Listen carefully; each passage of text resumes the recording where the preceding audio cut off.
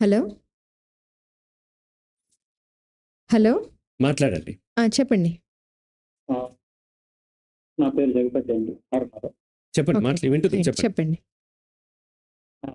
అయితే నేను అప్పుడు నవంబర్‌లో మీ దగ్గర ఒక 2 సెషన్స్ తీసుకున్నారు. ఓకే.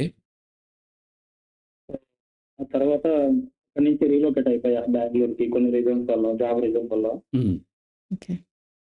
సో, తర్వాత నేను ఇక్కడికొచ్చిన తర్వాత అంటే ఓసీడీ టాబ్లెట్స్ రిలేటెడ్‌గా అవి తీసుకోవడం ఫెబ్‌లో ఆపేసా సార్. తర్వాత జిమ్‌లో జాయిన్ అయ్యాను. హ్మ్. సో, తర్వాత జిమ్‌లో జాయిన్ అయిన తర్వాత ఒక 3 మంత్స్ అంతా బానే ఉంది సార్. అంటే నా వెయిట్ ఇంక్రీజ్ అయింది. చుట్టూ చాలా మంది పీపుల్ హ్మ్. నాతో ఇంటరాక్ట్ అయ్యారు. అలా అలా నాకున్న రిలేషన్‌షిప్ ఓసీడీ కొంచెం తగ్గింది సార్. హ్మ్. అంటే మగవాళ్ళని చూస్తే సెక్స్ రిలేటెడ్‌గా థాట్స్ వస్తాను అవి కూడా పూర్తిగా తగ్గిపోయాయి. హ్మ్. తర్వాత 3 మంత్స్ తర్వాత నేను మళ్ళీ అగైన్ మా గర్ల్ ఫ్రెండ్ మీట్ అయ్యాకెళ్ళాను. హ్మ్. ఆ తర్వాత అంతా బానే ఉంది సార్. సడెన్‌గా ఒక సిట్యుయేషన్‌లో ఒక కాల్ రావడం హ్మ్. కట్ చేసేయండి. ఎవరో తన కొలీగ్ అనేసి. హ్మ్. సో, హ్మ్. తను అబ్బాయి. సో, సడెన్‌గా నాకు థాట్స్ అన్నీ అంతవరకు 3 మంత్స్ ఉన్న థాట్స్ అన్నీ సడెన్‌గా షిఫ్ట్ అయిపోయాయి. హ్మ్. మళ్ళీ అక్కడ భయపడుతూ ఆ అమ్మాయి దగ్గర ఉండలేక నేను సడెన్‌గా బస్ బుక్ చేసుకొని రిటర్న్ వచ్చేసాను సార్. ఓకే.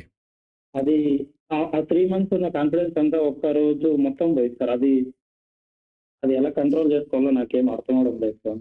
దీని రైట్. గురించి మీతో డిస్కస్ చేద్దామని. రైట్. మీరు ఇంతకుముందు 2 సెషన్స్ తీసుకున్నా అన్నారు. ఎక్కడుండి తీసుకున్నారు మీరు? మీరెక్కడ ఉండి తీసుకున్నారు 2 సెషన్స్? హైదరాబాద్‌లోనే సార్. మీ లొకేషన్‌కొచ్చే తీసుకున్నాను. తీసుకున్నారు. రైట్.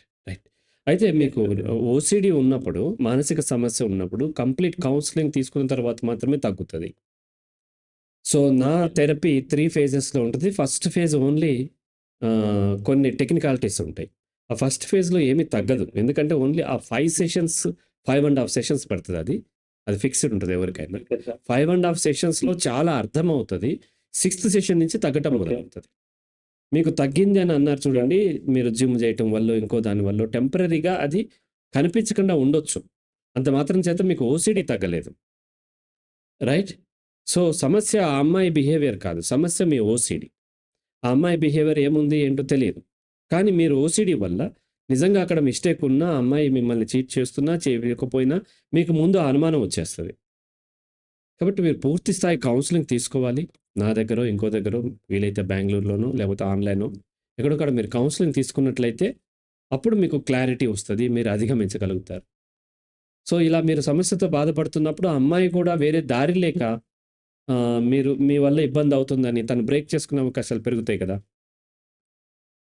సో, కాబట్టి వీలైనంత వరకు మీరు కౌన్సెలింగ్ తీసుకోండి. తీసుకుని ఓసీడీ అధిగమిస్తే ఆ అమ్మాయా, ఈ అమ్మాయా, ఏ అమ్మాయా మ్యాటర్ కాదు. మీ లైఫ్ పార్ట్నర్ మీరు చూజ్ చేసుకోవచ్చు. రైట్ జగపతి గారు? ఓకే. ఓకే. యాహ్!